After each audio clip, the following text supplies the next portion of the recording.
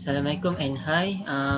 This is academic presentation portfolio for LPE2301 for pair presentation. This presentation will be presented by me, Muhammad Haziq bin Kamaluddin. My metric number is 200,512 and my partner Muhammad Akil Daniel bin Daud, metric number 200,472.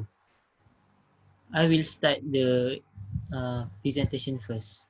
So, the topic that we get for this presentation is the negative effects of processed food.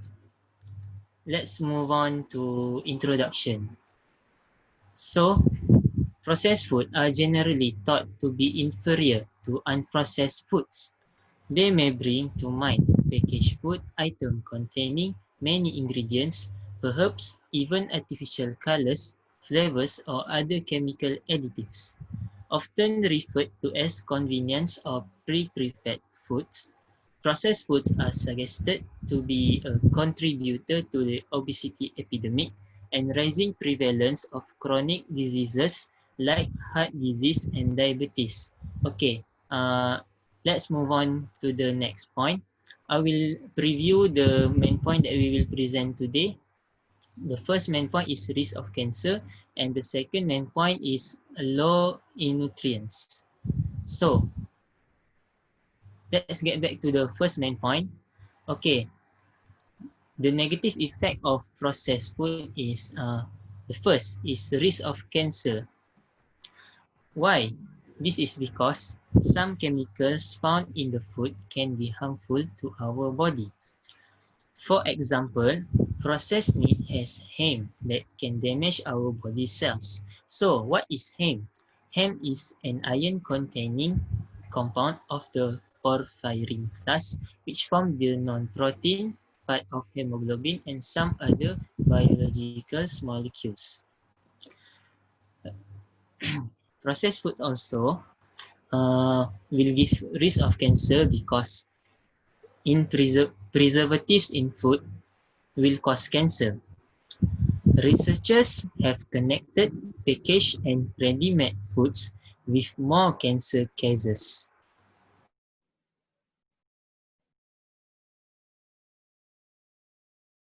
Preservatives themselves are not cancer-causing.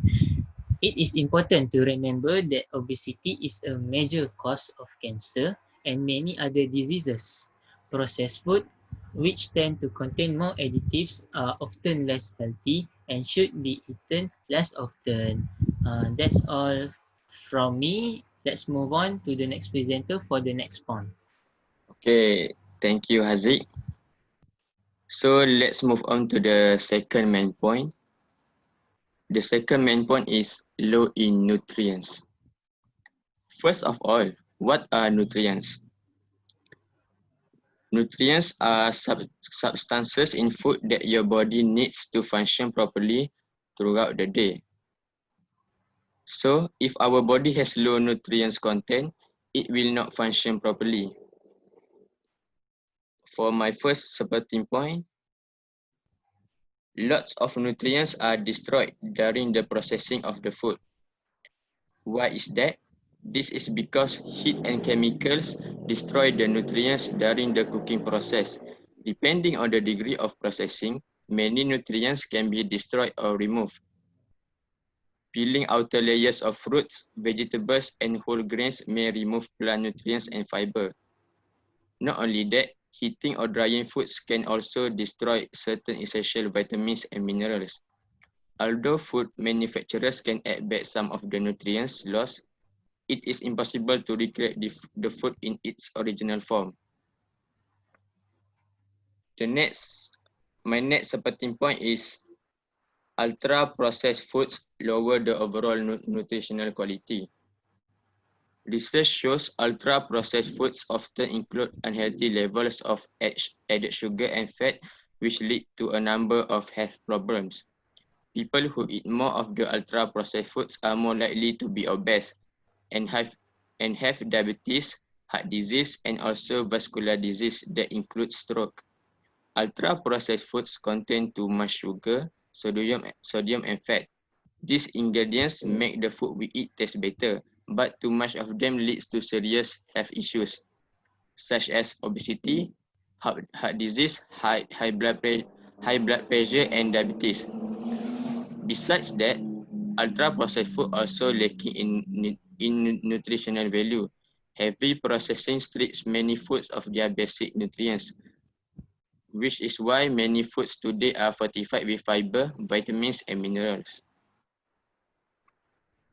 So let's move on to the conclusion. In conclusion, there are many negative effects of processed food, which are risk of cancer and low in nutrients.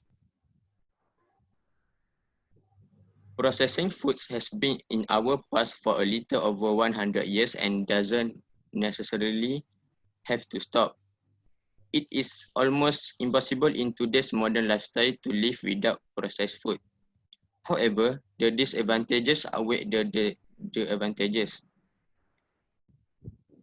It altogether proper to say that the best solution to avoid the negative effects of processed food is to fix how we eat. We can all change our habits by only eating processed foods once or twice a month, certainly not every day. We can also eat whole and healthy foods that won't cause disease, but help to fight diseases. Along with this, we can help spread the word around to the people about how to change their eating habits and be an example for the others. This will help the disease rates go down and healthier societies emerge for the future. So always remember that we eat to live, not live to eat. So that's all from our presentation. Thank you and see you again in the future.